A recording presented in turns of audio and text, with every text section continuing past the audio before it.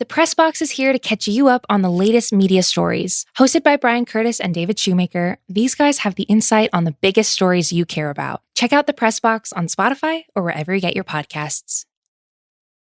This episode is brought to you by Odoo. Odoo's suite of user-friendly business applications can automate, streamline, and simplify every aspect of your business. Each app is intuitive and fully integrated, so you can stop wasting time and start growing your business. It's a no-brainer. For a free trial, head to odoo.com/Spotify. That's odoo.com/Spotify. This episode is brought to you by Acqua di Gio by Giorgio Armani. Acqua di Gio is an iconic masculine fragrance inspired by the pure warmth and freshness of the sea, with hints of citrus and warm wood. Transport yourself to the Mediterranean this season with Acqua di Gio. Shop now at GiorgioArmaniBeauty-USA.com. I need support staff to clear the room. Stand up and walk now. Hello, and welcome to a special episode of the Watch Podcast. My name is Chris Ryan. I'm an editor at TheRinger.com, and I'm joined as always by Andy Greenwald. Andy, say hello. Good morning. Good morning. Andy and I are recording this on Monday morning in the West Coast time zone. That is not a time zone. It's the Pacific Standard Time zone. It doesn't matter. Last night, we recorded and released our Succession recap podcast, reacting to the season 3 finale, the episode 9. And today, we talked with that show's creator and repeat watch guest, Jesse Armstrong. Andy, I thought we could maybe chat a little bit about any late-breaking takes or thoughts we've had on the Succession finale before we get into our conversation with Jesse. Just number one, because we love to talk about the talking about. I have been really pleasantly surprised to, in my own small corner of the metaverse, see that the response to the finale has been, it appears to be uniformly positive. And that gladdens my heart. I think there was maybe a tone of, anticipatory defensiveness last night because I thought that the episode was just psychologically and emotionally brilliant storytelling and totally gratifying for the show that I've been a fan of and we've been a fan of and much of America has been a fan of for a while now. But I think I was worried that, there weren't dragons, like there wasn't a major death, and that maybe the discourse had hardened people into expecting that and potentially feeling cheated without it. And that does not seem to be the case, and that's a testament to the finale that Jesse Armstrong and his crew pulled off. But also, people like what the show delivers. I think they are all in on the product, especially in season finales. And that's been nice to see. Yeah. In the heat of the moment, I think that the fever dream of the week leading up to the finale almost took over my attention span from the actual product that I was watching on Sunday night. So, very quickly into, and we're obviously spoiling what happens in the finale. So please don't listen to a bonus episode about the finale of the season if you haven't watched it.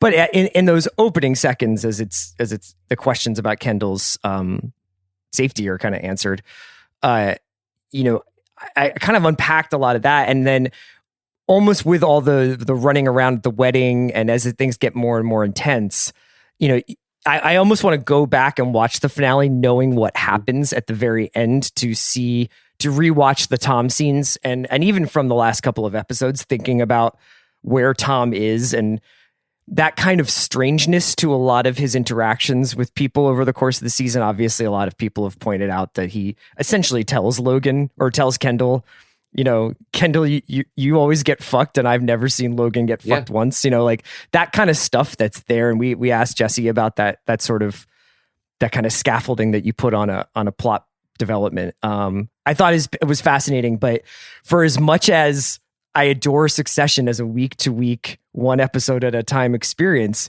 it changes a little bit when you think about it as a whole, Yeah, and one thing we didn't really get into last night is that part of my experience watching the finale last night was I felt a little high in the beginning, honestly, in the first 10 minutes, because what was happening as the characters were saying, yes, Kendall almost died, but he was rescued and he's going to be as fine as he has been. And this is how we're processing it. And this is what we're feeling about it. And this is the level of our concern versus the other quotidian things that are taking up our day, like, whether Carrie could bring Roman a club sandwich.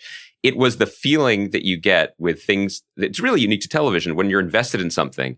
And so much of your investment is anticipatory investment. This could be anything. And I'm so excited. And then you feel the pen touching the paper. And it's like, it's never going to be anything other than this. They are talking about the thing we were speculating. And you know what? I like what they're doing. I like that they're saying it. They're not dancing. They're just telling the story they were always intending to tell. And, I don't think this will come as a surprise to anyone, but that when Jesse speaks about that, I mean, he is driven, his true north is these characters that he clearly loves. And as you'll also hear, speaks about almost as if they're living people. And this is the path that made sense for them. And he's the decider on that. And it's not as if it was all still in flux over the last week, but he was never going to be wavered. And that's what we actually want, all of us, not just podcasters, I think, in a television show that we commit so much time and headspace to. So without further ado, we can get into our conversation with Jesse Armstrong, the creator of Succession. That'll be coming up right now. And then Andy and I will have our normal show on Thursday. So thanks to everybody for listening to our Succession stuff. And we can't wait for everybody to hear from Jesse here. I just want people to know, I think all our shows are special. Sure. Yeah, for sure. When we're just like, let's read the trades. Those are the best ones. You're right. Okay, this is a little more special. It was awesome that we got a chance to talk to Jesse after this fantastic season. Here we go. So over the past week, Succession fans, or at least the extremely online version of the fans, seem to go totally berserk with the speculation over Kendall's fate and the intention of the last image of him floating in the pool. And one thing that kept me, and I think some others, from tipping off our own metaphorical floaty was a feeling that the version of the show where Kendall dies, it doesn't really track with the more deliberative, messy, and emotional show that you've been crafting for the previous 28 episodes. For me, case in point last night was when Kendall delivers the ultimate prestige television line of "I'm not a good person," and Roman says, "You're fine." Can you talk a little bit about your reaction to the wild speculation, if it reached you, as well as what this sort of story that you've been crafting, one that's dramatic and surprising without being shocking, all caps, why that's important to you as the showrunner and storyteller? Right. Yeah. I mean, I keep a bit of a distance from the stuff, from the world. It's this weird paradox, right, where we do the show and I do the show because I love it and I think I want it to be in the cultural conversation of the world. And then when it is, there's a bit of me that would like to do nothing more than just read stuff about people reacting to the show because that's exactly what I want. And yet, if it gets too much in your head, what the world is like, it's nuts and every individual person is fine. But as a agglomeration, it's too much and you start feeling like the world's asking for madder music, stronger wine, and you'll tip over the edge. So I've got to keep a bit of a distance from that. On the other hand, I'm not a monk, so I was aware of like this vibrations of like of what's happened to Kendall, which is fine because we laid that in there. I think not in a trashy way. Hopefully that's anyone who's watched this show will have seen that he's not been going in a very good trajectory. So, like within the world of like if Succession was real, which is what I try and spend all my time trying to persuade you it is, which is why I find it sometimes hard coming on podcasts because I have to acknowledge it's not. In the world where Succession is real, he could have died. Like that's the place he was in. He was not looking after himself. His kids had gone away. Who knows where the nanny was? His PR's not around at that moment. He's not looking after himself. Who know? I don't like putting sometimes too hard a point on things if I want to let me and Jeremy and my fellow writers decide what we think in private. But he certainly wasn't looking after himself. Did he intend something awful to happen? To end his life, or was he just really careless? I don't know, but that possibility was there. But from the early on in the crafting of the season, we knew that wouldn't be what happened. There was never an episode where he did die, but it had to be alive in a world. So I've now come to the end of what I think about that. But have I answered the question? I guess it's just the other piece of it is just the type of story that kind of enlivens you and you're passionate about, and why that might not be what some bloodthirsty fans were, they might not be aligned with that wholly in a way, and I think that one of the geniuses of the show is that you've stayed true to how the catastrophic thing doesn't always happen. And in fact, when the catastrophe doesn't happen, the detritus and mess that you're left behind with is often more dramatically compelling, if messy and difficult to convey. Yeah, I guess I just wouldn't dismiss the bloodthirsty. The bloodthirsty have a point, like maybe it could have happened. It could have happened. And I hope we'd have the courage, if we felt that was the thing that should happen, that we would follow through on it and go, oh, fuck, what, is our show going to be broken? Because I'm not sure this table stands up with only, 2 legs. Sorry, Connor, 3 legs. So I hope we'd have the courage to do it. Were we to do it, is that the way in which, aesthetically we would do it? I kind of don't know, because I don't know, because we didn't. But it's not impossible. And as we had a death and a crash and quite a dramatic incident that happened in the first season, and we did that because it feels like those things sometimes happen to people, and I don't want to exclude anything in the world from the show, but they don't happen often. So you have to be mindful of that. They certainly shouldn't happen every week, or then the show would be a different show. So this is the part of the pod where I stand up on my desk like I'm in Dead Poets Society and say, it's me, I'm bloodthirsty, because I actually thought... Well, I'm here to say it's okay. It's okay. I mean... It wasn't that I wanted a who shot JR moment, but I did think that, first of all, to paraphrase Logan, he would be floating in some dead, some French guy's pool. Like, it would have been almost the completion of a prophecy. But even more so, not the corner he was written into, but the trajectory. It was almost like he was at the end of a quest. He had failed the quest. He had had this final conversation with Logan, realized he would never be able to escape him, and found and almost just disappears. He almost is the drowning man. And I wondered whether or not you've thoroughly answered this question. Let's go back and reshoot it. Oh, great. We can cancel this podcast. It's not canon yet. Has it gone out? It's not. No. We just had the screener, so you can. I've just realised I made the most terrible mistake. I guess my question was whether or not you entered the writing of 8 with, or even toyed with it as a distinct possibility. But you've answered that question thoroughly here. Yeah, no, it was up. The show is flexible on the day.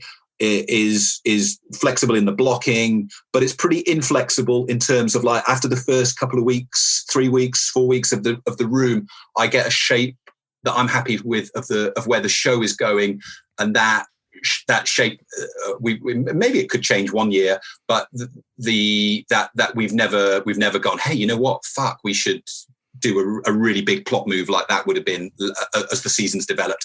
I was very happy with this, where we were going. And so that's where we were always going.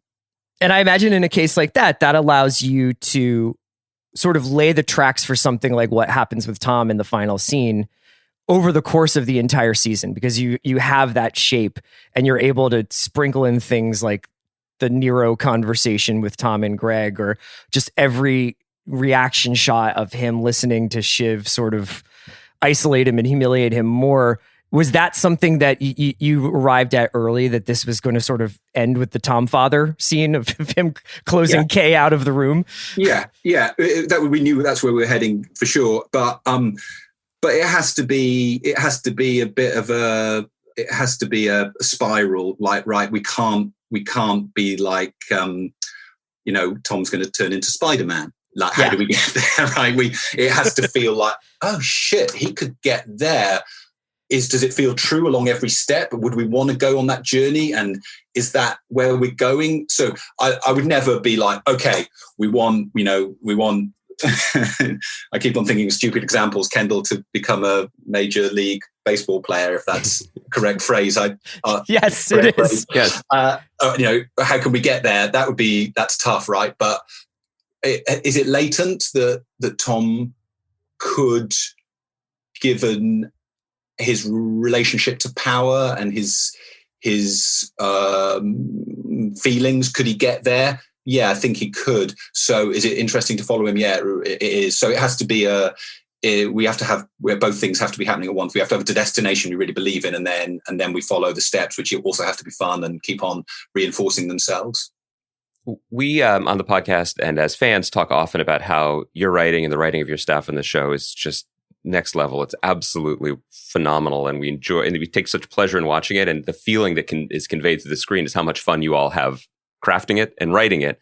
But rather than just praise you for the remainder of our time, I wanted to specifically ask about the pleasures that you and the writers have in writing specifically for the amazing performers that you have. And, whether it's knowing that Matthew McFadden can go from Peter Parker to the Avenging Spider-Man in your metaphor, or specifically keeping it grounded in the finale last night, the incredible sibling scene in the Italian dust. What was so incredibly pleasurable about that, in addition to the emotional weight of the scene, was that we got to see play out in front of us some of the distinctions and contrasts that were in the news in the New Yorker profile, for example, where, Kieran says that he always thought it was a comedy, and Jeremy Strong says, I think it's Hamlet.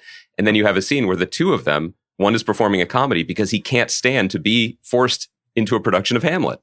And it is both, enjoyable on its own as the text, but it's also, there's the meta piece of it too, where we're enjoying watching these two disparate performers come together to play something surprising.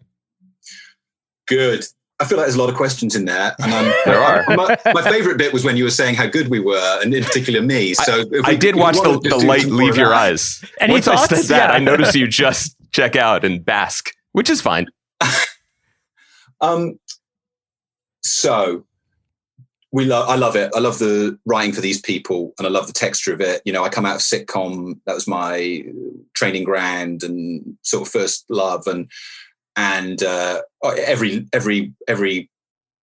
syllable has to count in drama, but maybe sitcom is a good place as a training ground for that, because in a good sitcom there is no fucking around. Everything has to be working, and I hope that I believe we keep that discipline in this, whatever you want to call it, the drama hour, with some jokes in and some comic beats, because I think those happen in life. And certainly, as you point out, some people, that's the way some people either get to the truth or defend themselves against the truth. So yeah, I love writing for these people. All those tones are in life, and Jeremy in his approach, I guess. I think Freud said that there's no such thing as a joke, and I think that's in a way that's maybe what Jeremy would say. But I think that in a way there's no such thing as only a joke, right? Or they almost all jokes. I think almost all jokes have some meaning coded into them, and you can lean into that, or you can lean away from it, and you could analyze it, or you can not. So Jeremy can do comedy. Jeremy knows exactly what he's doing the whole time, and sometimes the comedy that he does, it comes out of the complete and utter engagement. That rap he did in the last season, it can only live with his total belief that this is a good idea and that he's kind of cool doing it, which he kind of almost, for me, gets away with because his engagement with it is, and that's why it's also so sort of somewhat unwatchable. So I've gone down a rabbit hole of why Jeremy's good, but what else can I say about the writing? I believe you were. Do you want to return to how good I am? Because that seemed like a rich vein to me. We have a couple of those at the end. They're major league softballs. But I think it's funny you mentioned Freud, because I believe Shiv was quoting Freud when she was telling Roman that he could only get an erection at his mother's marriage. Right? Like, I think that, I believe maybe it's paraphrasing, but that was in. Yeah, well, I think I only know it in the original German, so yes, probably where I've gone around. I had one question, but I wanted to ask a follow up to Andy's bit there, and that scene that they're shooting outside with Jeremy sitting in the gravel, and a lot of people have been marveling marveling at the sort of the framing of that whole confrontation between the three siblings and Kendall kind of finally breaking down. It struck me that we've had some cathartic moments from Kendall in the past couple of seasons, but it was the first time that I had seen him do that in front of Roman, in front of Kieran. And I was wondering if you have any recollections from that day of shooting and what it was like, because I think that, you know, as TV shows do, you do a lot of separation to reunite. And those siblings had not had a very quiet moment with each other since the moment in the third season when they decide they're not going to sign up with Kendall's plan. Can you tell us a little bit about the shooting of that scene? Sure. Yeah. You know, I want you to believe it's real. But I'm going to have to abandon that because it's obviously not. I don't know why I want. You know, I've been watching Landscaper's British show and Theme from a Marriage, both of which do a good job of they both do the same thing of going, hey, you know, this isn't real. And then 2 minutes in, because of the quality of all those actors, you're like, I think this is real. So I don't know why I'm so eager to make you think it's real. But so I will take you behind the scenes. It was a super hot day. It was a long day. It was dusty, as you saw. That was not wind machines. That was the Tuscan wind blowing through. It's a long ass scene. It's gritty, literally gritty bits of stuff going in people's eyes. It's hot for the camera operators, who are geniuses and dance with the cast in an amazing way. And we're sort of sitting on old farm machinery, probably getting tetanus from rusty nails going in us. And I was scared because I found the whole episode challenging to get right. I was anxious about us landing this episode, and that without that scene, that's kind of fulcrum of the re-engagement of them working. It didn't feel like the ending would work, and if the ending of the episode didn't work, the season kind of doesn't work. So it was tough, and as you say, you know, there's a lot of physical and emotional geometry going on to get them into those relationships. And I thought I had written the list of things they had to say to get there, but we had a couple of read-throughs. But until you're watching it happen, you don't know whether it's going to work. And I feel self-aggrandizing going on about it to such a degree, but it was really important, and it felt hard, and we didn't get it initially, and it was about a bunch of things about where everyone was, and how, you know, to elicit sympathy, there had to be openness, and then to show the openness, there had to be a degree of availability for that. It was just tough to achieve for the actors, and then when they got it, it was, I think the technical term is fucking great. I wonder about me. I feel, you know, other people will make it. But could you say that in German? I think it would sound a little more melodious on the ears. I did want to ask in that scene about the touching of the heads. I loved it so much. It on one hand, I was like, oh, this is like a painting. But on another hand, this is like what people wearing human suits think humans do.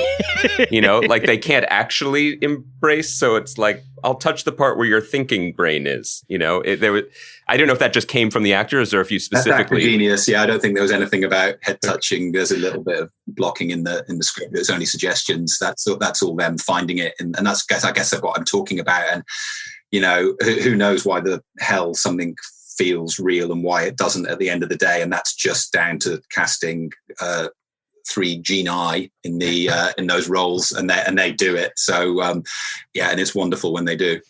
I wanted to ask. Well, specifically, like as people listening and in our own experience in speaking to you, Jesse, you're a lovely person. We enjoy speaking to you so much, especially when we compliment you.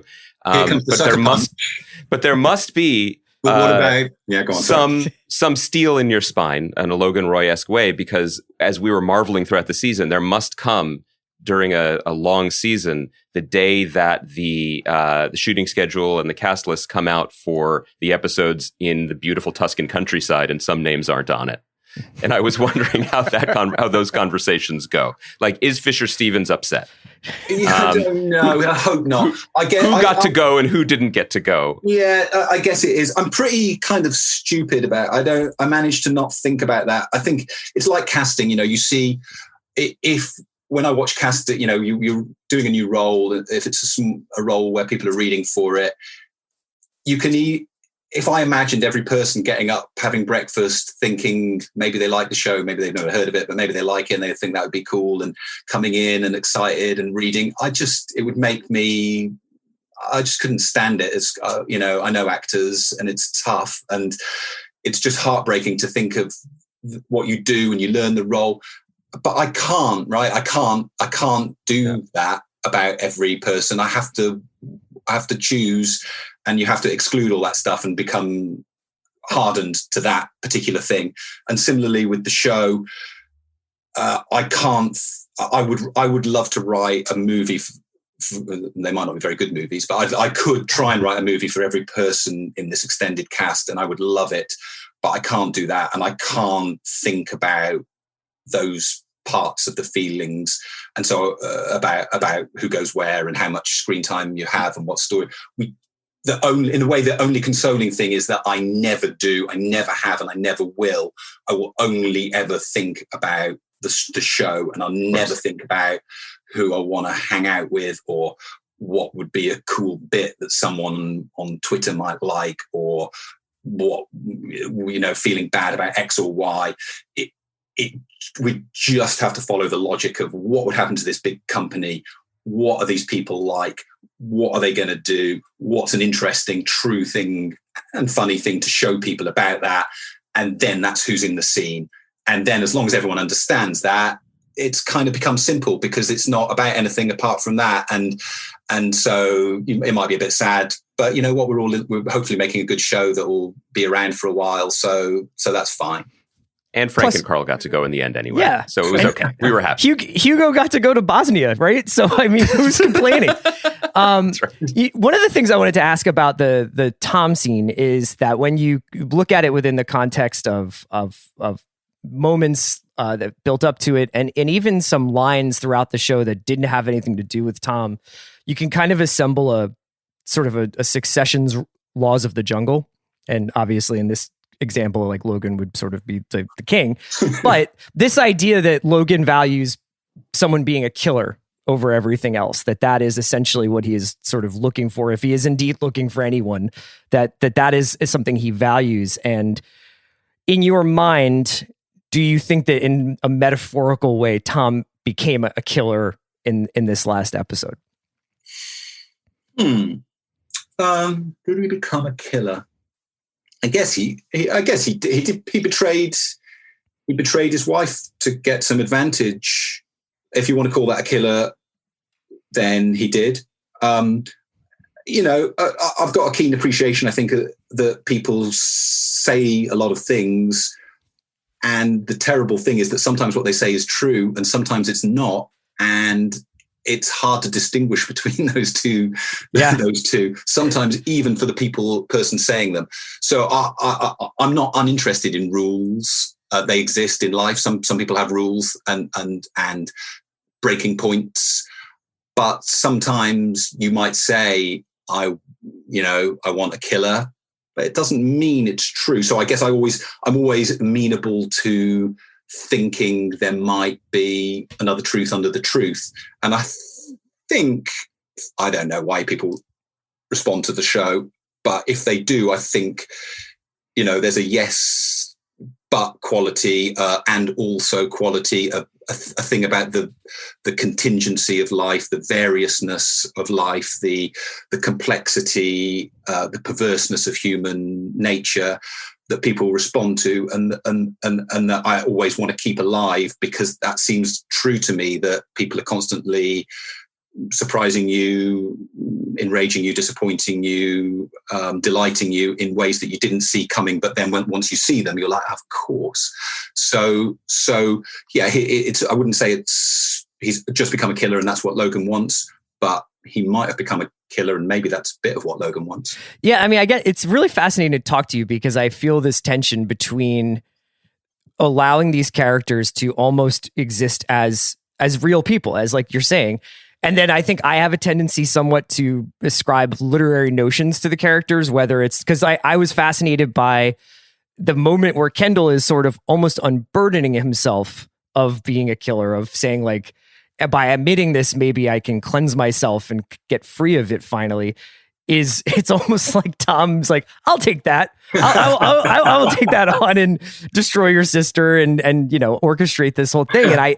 But that is actually one of the reasons why the show is such an object of deep fascination for me, because those things can happen at the same time.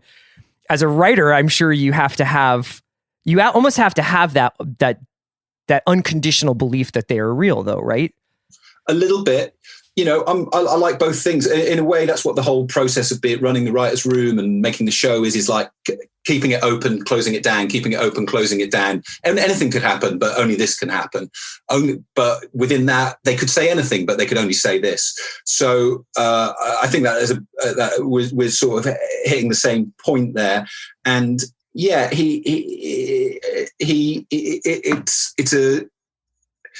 I don't want to bullshit anyone that we're not trying to make a really good TV show, and there are certain restrictions and prescriptions and we don't sometimes think, hey, that would make a cool piece of TV. That would be phony.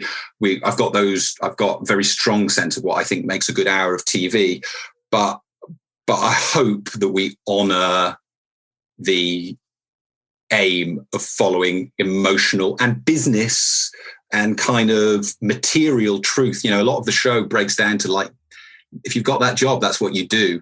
Yeah. And that's a pretty reductive, remorseless logic, and it's kind of a machine to try and escape from.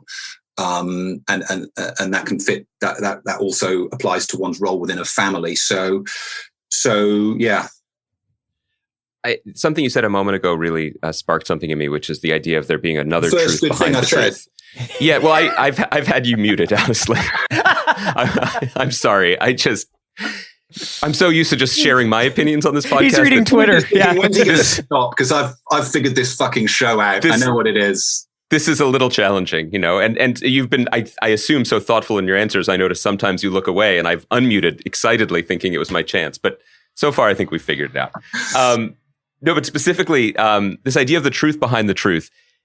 When I've been uncorking my personal monologues about your show over the last few weeks, there's a metaphor that I struggle with, but basically I'm always in awe that there is, as you're doing this emotional surgery on these characters you've created, I feel like by now you must have hit bone. And yet there's always a little bit more muscle. There's always another layer. There's always a truth behind the truth. And often when I'm talking about that, I'm thinking about Tom and Shiv, which, from a layman's perspective, I'm like, well, they've bottomed out. There's nowhere else for them to go emotionally after this terrible truth about the different type of sadness Tom might feel. Well, there's nowhere to go from there. Or there's nowhere more to go with him realizing that she wouldn't mind him going to prison.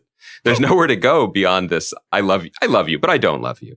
And yet there's always a little more. And I wonder about specifically in terms of your process, that keeps you focused on this particular surgery, that there might be more, that it's rewarding to continue to mine the same vein and not, earmuffs to the bloodthirsty Chris, but just break them up, or we're done.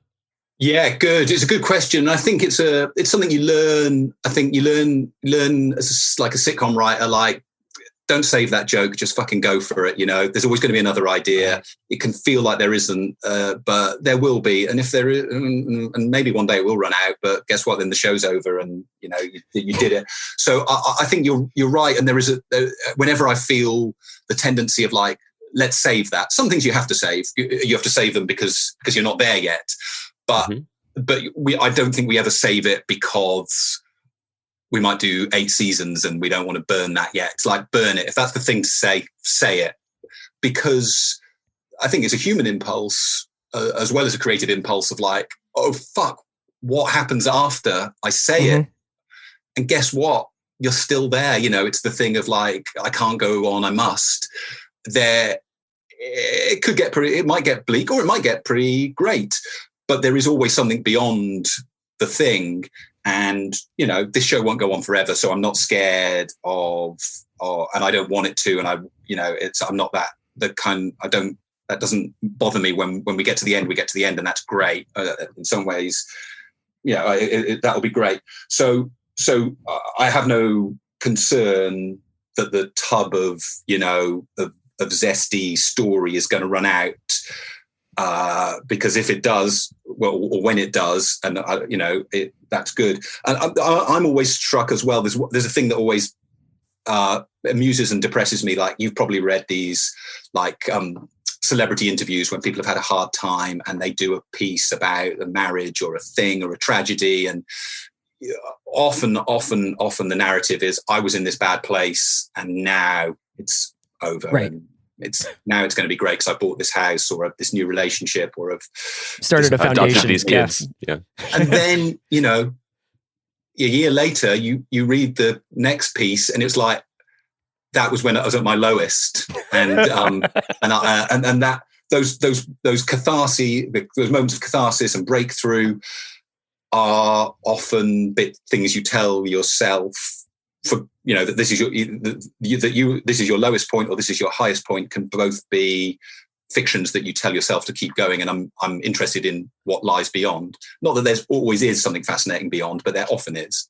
I love that you mentioned the history you had with sitcoms, because I think that one of the unique things about the show is that when complaints do bubble up, and we'll shield you from them for the most part. But thank you. I'm very papery, huge ego, but papery.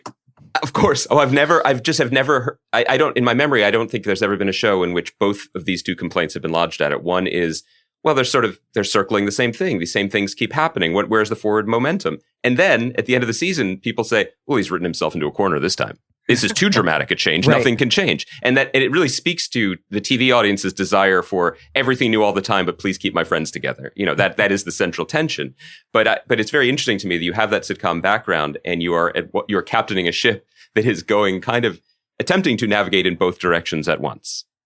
Yeah. And I hope we can do it. I hope we do it okay. I think there is a certain tension there, which is, I know, from sitcom, like I don't love change in the core group in a show just in a technical way.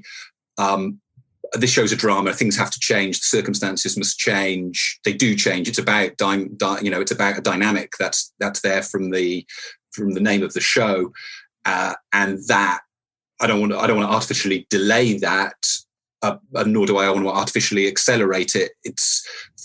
I want to show a process happening. I want to see what that feels like. I want to explore every bit of that, and then it'll be done. And so it's. I think there is a tension there. There is a tension there. I think it's a legitimate concern about, and we talk about it in the room. And yeah, we just have to just try and stick to the truth of what's happening to these people and what's happening in the world. I'm glad you said what's happening in the world, because one of my favorite episode this season was What It Takes, was the sort of CPAC-esque kind of selection of the next Republican candidate. And part of the reason why I was so fascinated by it was because for the most part, Succession is concerned with the politics of the people in the room. So it's like sort of what is transpiring, what are the power dynamics between the people in any given room or on the end of another phone call. But this was one of the first times where, you obliquely refer to the raisin, and there is a reference to a world outside of these rooms, but this was the sort of real look we got at these guys. And I was curious about, when you're writing something that is of like this world, but not of this world that we live in, what kind of conversations do you have with yourself and with your writers about what you want these characters, the presidential candidates, but also the sort of dynamics happening, to represent, so that it feels like this is something that might happen, but it's not necessarily the thing that is happening in our viewers and our audience's lives? Yeah, that's just a tightrope. It's a tightrope to which, and there are definite answers, yes and no's. Yes, right. This, but not that. But there isn't a rule book for that, and it's how far back does history go? Who can we mention? Reagan, yeah, sure. Clinton, yeah, I think so. But does it then? Do you questions start bouncing around? So and then you make up a bunch of rules, and then the right line comes in and you break them all, and it just feels right. So that's quite instinctive. It has to be a reflection of the world. But if it's too close to it, it becomes a roman à clef or a sort of satire of the kind I wouldn't want to write. That's too direct or too pointed. But if it becomes too general, it's blunt and useless.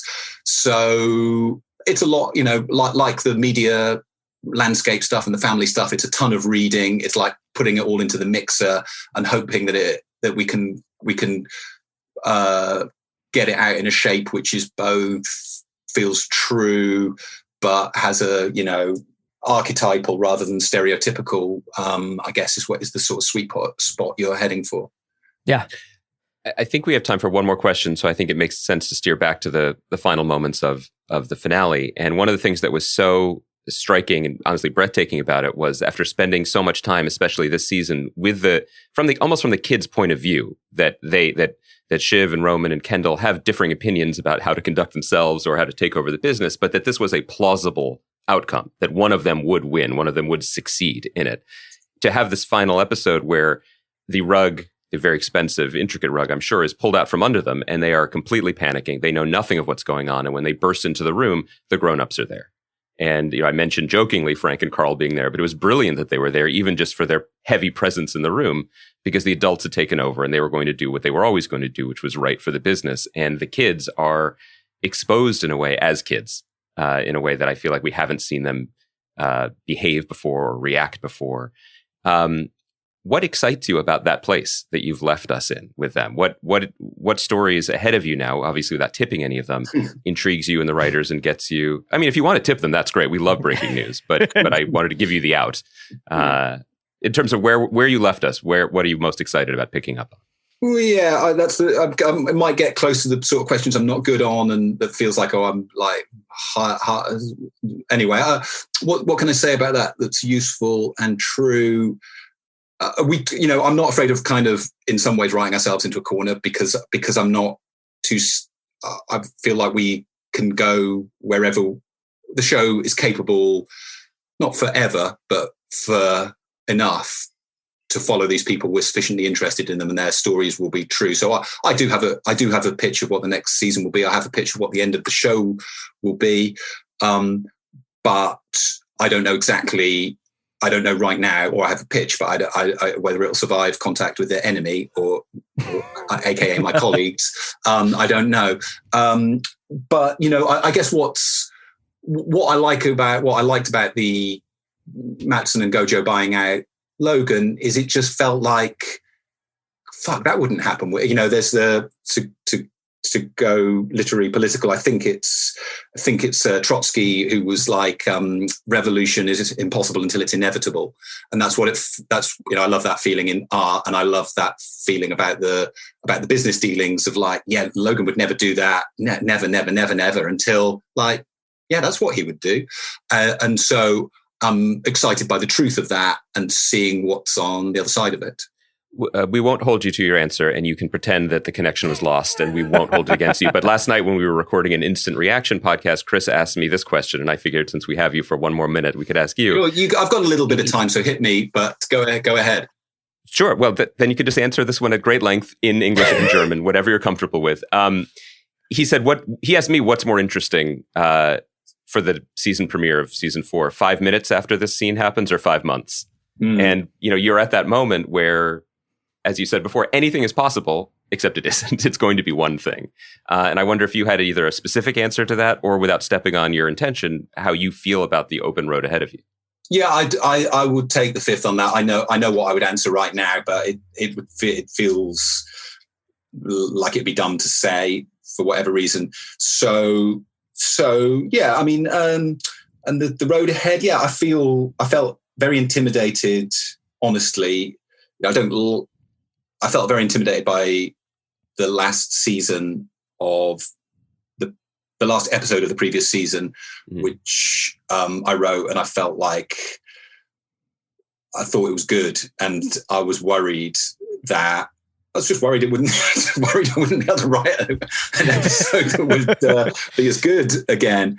And you've been warm about it, and some people who I trust have been warm about this one. So I'm scared about whether we can do it all again. But also the nice thing is that that feeling like 3 minutes after when we reassemble for the writer's room, it goes, and we'll be thinking about a joke or a bit or a scene. And that's the only way you can do it, right? The mountain is I'm going a little bit spiritual towards the end. But yeah, the mountain's sort of unclimbable, but you just have, the first step is doable, right? So you just have to, and luckily it's also really, really good fun. That's like, that is I think my favorite part of doing the show is the time in the room and talking about all the possibilities. And so that is what takes the icy grip off your intestines. But you really have been watching Eiger Sanction, haven't you? It was a joke last night. I was just like, he's got mountains on the brain. Jesse, thank you so much for talking with us, and thank you so much for making this show. It's an object of endless fascination for Andy and I, and it's obviously something that we adore. So it's fantastic to hear about the process of making it and everything else. Oh, well, thank you. Your questions are smart, and it's if I can find, I have a hard time. I kind of love talking about the show, but I sometimes find it hard to find the things to say that are both true, interesting, and kind of worth saying. So I hope I've had a few of those. And thanks for smart questions, and also you're very nice about it. So thank you. Thank you so much. Thank you. A pleasure.